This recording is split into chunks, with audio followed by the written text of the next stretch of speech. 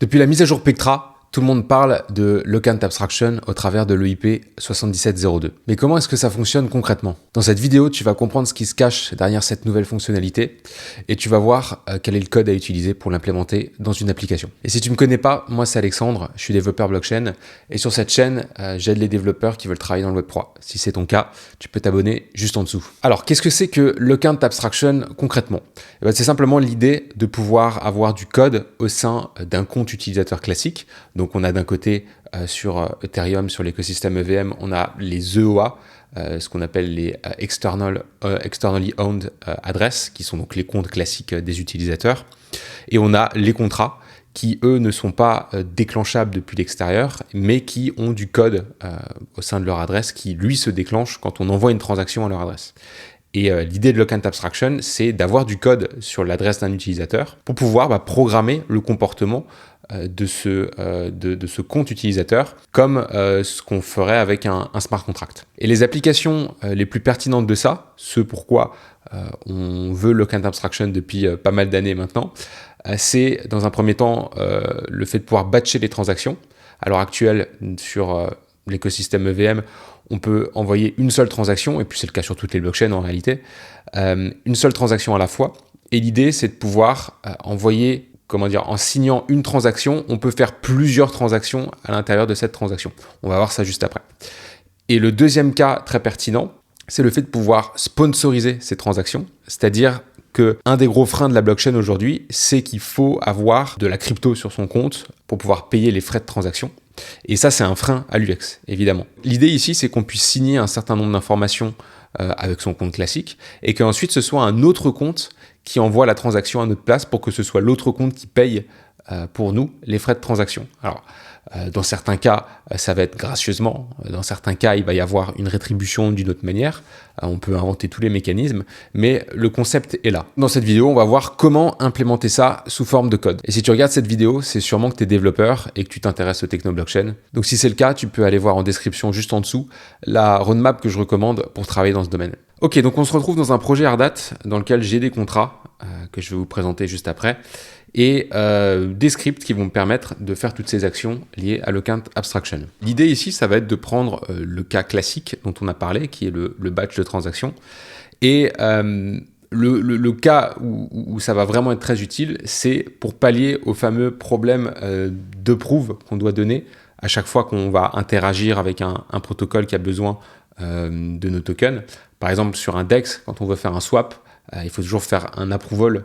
Il faut envoyer une transaction d'approve pour autoriser le smart contract du DEX à collecter nos tokens pour faire le swap et ensuite seulement de faire le swap.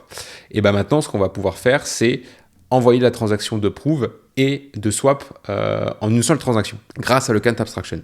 Et c'est le cas qu'on va illustrer ici pour l'exemple. J'ai ce contrat app qui va être une représentation de ce que serait un vrai protocole qui aurait besoin de nos tokens avec une fonction trigger action qui va donc faire un transfer from sur un token dont on aura passé l'adresse et qui va collecter donc un montant de token passé aussi en paramètre depuis l'adresse qui appelle ce contrat. Puis ensuite, on émet un petit event success qu'on va pouvoir suivre ensuite. Pour interagir avec ça, j'ai créé un token, tout ce qui est le plus classique, un ERC20, avec juste une fonction faucet qui permet de se minter des tokens pour pouvoir interagir avec l'application. Ces contrats, je les ai déployés sur le testnet Oleski. Donc on peut voir là qu'on a une adresse en 0x18 qui contient donc le contrat de token. Ensuite là, j'ai, qu'est-ce que c'est celui-là? J'ai le contrat d'application. Et ici, on va voir juste après ce que c'est. Et là, j'ai mon compte, mon EOA. Donc, dans un cas normal, avant le Locant Abstraction, ce qu'on aurait fait, c'est que on aurait dû, dans un premier temps, approuver cette fonction depuis le RC20 pour qu'elle ait le droit de transfer from no token. Et ensuite, on aurait appelé la fonction trigger action pour qu'elle fasse son travail. Si on ne fait pas ça, si on ne fait pas le prove avant, ça va revert, tout simplement. Je vais vous montrer déjà le cas où on voit bien que ça va revert. Donc là, j'ai un premier script qui utilise donc VM, très classique. Je récupère les adresses des contrats qui nous intéressent, le token, l'application. Je crée une abstraction de mon wallet avec ma clé privée. On va utiliser le réseau Oleski, qui est donc un testnet. Dans la fonction main, je vais donc envoyer une transaction qui va être une transaction classique, une transaction de type 2, qui est le type basique qu'on utilise le plus à l'heure actuelle sur les réseaux EVM. On va s'adresser à l'application, l'adresse de l'application, on va appeler trigger action, on va lui passer l'adresse du token et on va lui passer l'équivalent 10 tokens, donc avec les décimales qui seront juste ici. Si maintenant j'appelle ce premier script, on va voir que ça ne va pas fonctionner parce que les tokens ne sont pas approve. Voilà, du coup, là la transaction est validée. On va aller voir sur Etherscan. Et là, on peut voir qu'effectivement, la transaction a revert. Il ne met pas les détails. Etherscan est assez sommaire sur les raisons de revert. Mais du coup, on va voir tout de suite que si je lance un premier script qui va être le deuxième script ici, où je vais envoyer la transaction à l'adresse du contrat de token et je vais approve l'adresse de l'app avec ce même montant. Et ensuite, je vais relancer le script 1. On va voir que ça va beaucoup mieux fonctionner.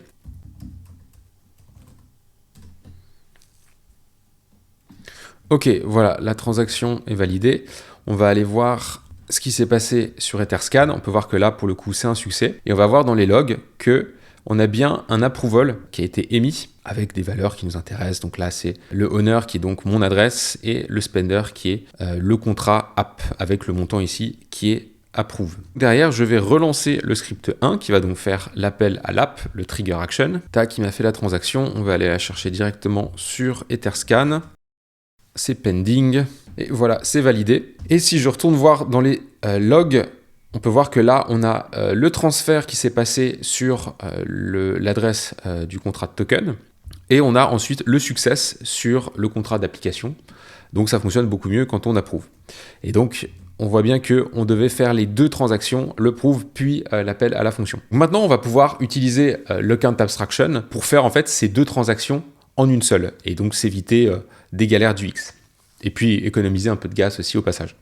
Pour ça, j'ai le troisième script qui va être assez similaire, sauf que je vais utiliser maintenant le contrat de delegate que je vais vous montrer juste ici, qui va s'appeler batch transactions, qui est en fait un contrat que j'ai aussi déployé. Il se trouve juste ici à cette adresse, tac, on l'a là. Et en fait, l'idée, c'est qu'avec le count abstraction introduit par l'EIP 7702, c'est qu'on va avoir un nouveau type de transaction. C'est le cinquième, c'est le type 4, puisqu'on commence au type 0. C'est un type qui va nous permettre de faire pointer l'adresse d'un EOA sur l'adresse d'un contrat, sur lequel on va pouvoir importer le code qui se trouve sur le contrat et faire en sorte que l'EOA se comporte comme si il était le smart contract. Et donc on appelle ça delegate, parce que c'est le même principe que l'OP-code delegate call, pour ceux qui s'y connaissent un petit peu plus. Nous, ce qu'on va faire, c'est qu'on va pointer sur ce contrat batch transaction, parce que en fait, j'ai implémenté la fonction batch execute, qui va nous permettre de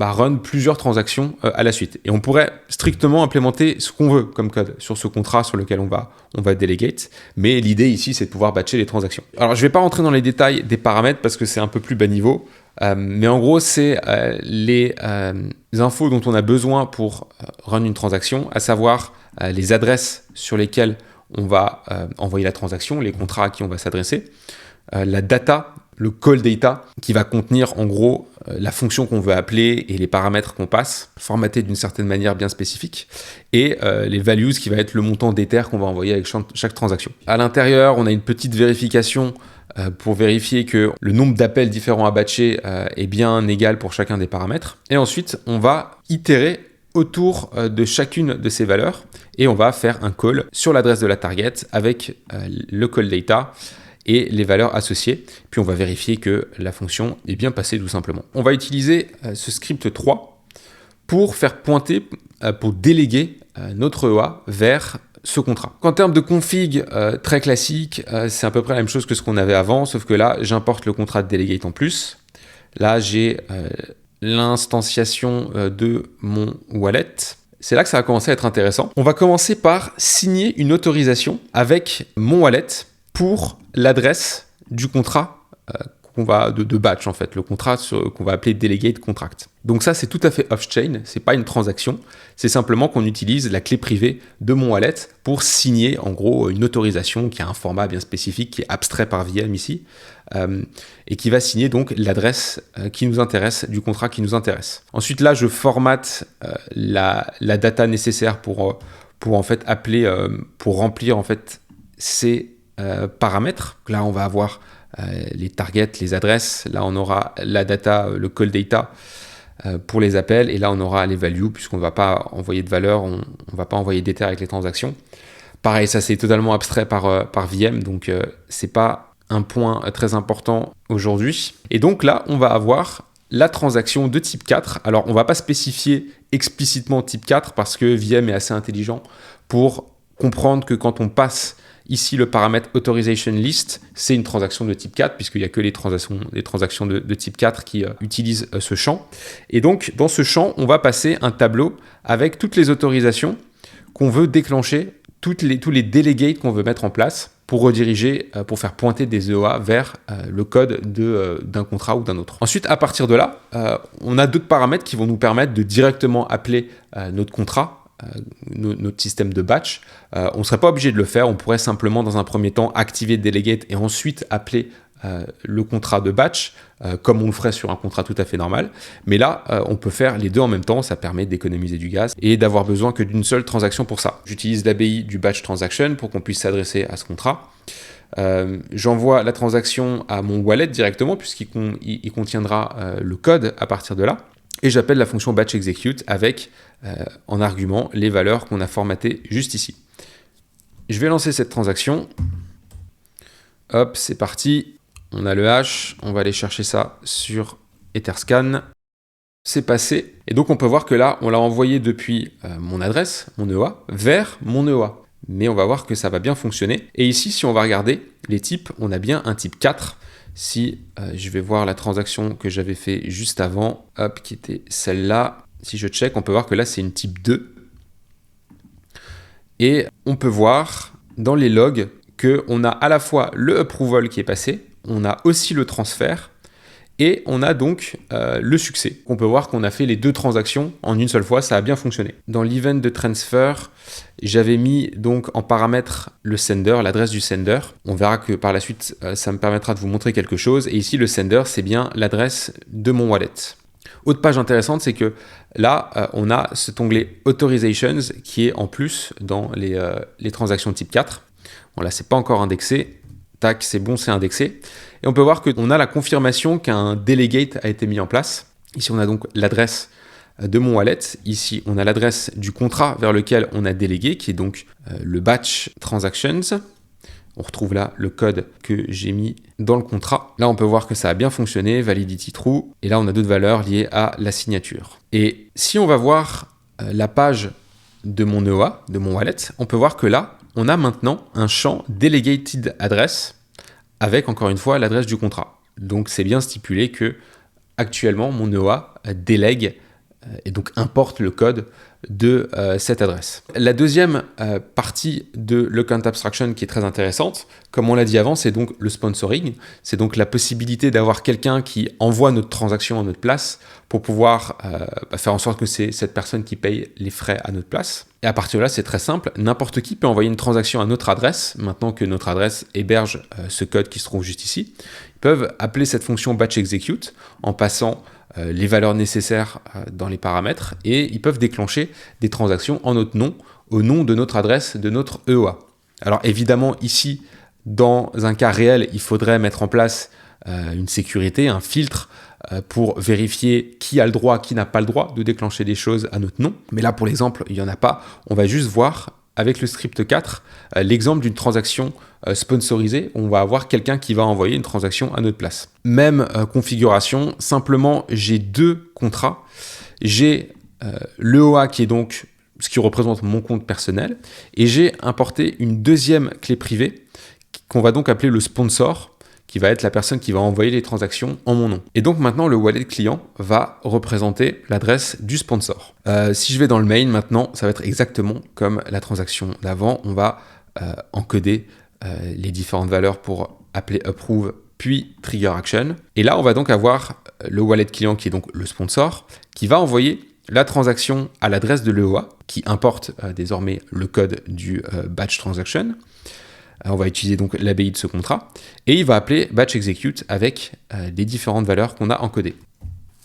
Hop, je lance ça, tac, on a le hash. Voilà, on peut voir ici que c'est plus l'adresse de mon EOA, qui était donc la 0x14, qui envoie la transaction, c'est bien une autre adresse, mais elle l'a aussi envoyée sur l'adresse de mon EOA. Là, c'est une transaction type 2, et on a donc de l'input qui va donc permettre d'appeler de la logique. Et si je vais voir dans les logs, on a bien le proof-all, puis le transfert, puis le succès. Ça fonctionne très bien. Et chose intéressante, c'est que là, le sender de cette transaction, c'est bien l'adresse de mon EOA, c'est 0x14 et non pas l'adresse du sponsor qui était donc 0x56. On a donc associé mon compte au code de cette adresse, de ce contrat, mais peut-être qu'on veut le défaire, qu'on veut ne plus avoir ce code qui est associé. Et bien c'est possible, heureusement. Pour ça, j'ai un dernier script qui va tout simplement en fait signer une autorisation vers l'adresse 0 et qui va ensuite envoyer cette transaction à l'adresse 0 parce que c'est pas nécessaire de l'envoyer à une vraie adresse. Et on a bien dans l'autorization list, le paramètre, on a l'autorisation en question. Et on va voir que si maintenant j'envoie cette transaction, tac, encore une fois, j'ai le hash, on va le chercher, elle est bien passée. On peut bien voir qu'elle est partie sur l'adresse 0. On peut bien voir que c'est une adresse de type 4, une transaction de type 4 plutôt. Et dans les autorisations, on peut voir que là, on a délégué à l'adresse 0. Et si je retourne sur l'adresse de mon EOA, on n'a plus le champ delegated. Donc on a bien reseté la délégation, le count abstraction. Si maintenant je renvoie une transaction qui était celle du 4e script, celle où j'avais un sponsor qui envoie une transaction batch execute à mon EOA, tac, on va voir que tout simplement ça va pas fonctionner parce que il y a plus de code en fait à l'adresse de mon EOA. La transaction est bien un succès parce que on peut tout à fait appeler une adresse en passant de la call data. Simplement que comme il n'y a pas de code à cette adresse, il va rien se passer avec ce call data. On a ce call data ici, mais on voit bien que là il n'y a pas de log, donc il n'y a pas eu ce mécanisme de prise en compte des transactions qui étaient formatées pour batch transactions. Voilà, donc ça ouvre vraiment beaucoup de possibilités. On peut vraiment instaurer n'importe quelle logique et je suis sûr qu'il va y avoir plein de nouvelles choses qui vont apparaître dans le futur. Alors il faut savoir qu'il y a un petit coût en plus pour ces transactions où on va passer une autorisation. C'est pas beaucoup et puis de toute façon après c'est compensé par le fait qu'on va batcher les transactions puisqu'il y aura une économie de gaz à ce moment-là parce que en fait il y a un coût de base dans chaque transaction qu'on n'aura pas à payer à chaque fois, même si on aura un peu plus de logique aussi à payer pour ce qui se passe sur le smart contract. Mais l'un dans l'autre, voilà, c'est pas un gros coût. Surtout que dans le futur, Ethereum va énormément scaler et réduire drastiquement ses frais de transaction, que ce soit sur la L1 ou sur les L2. Si c'est un sujet qui t'intéresse, tu peux aller voir la vidéo que j'ai fait sur le real-time proving juste ici. Et en ce qui concerne le count abstraction, c'est tout pour cette fois-ci. À plus.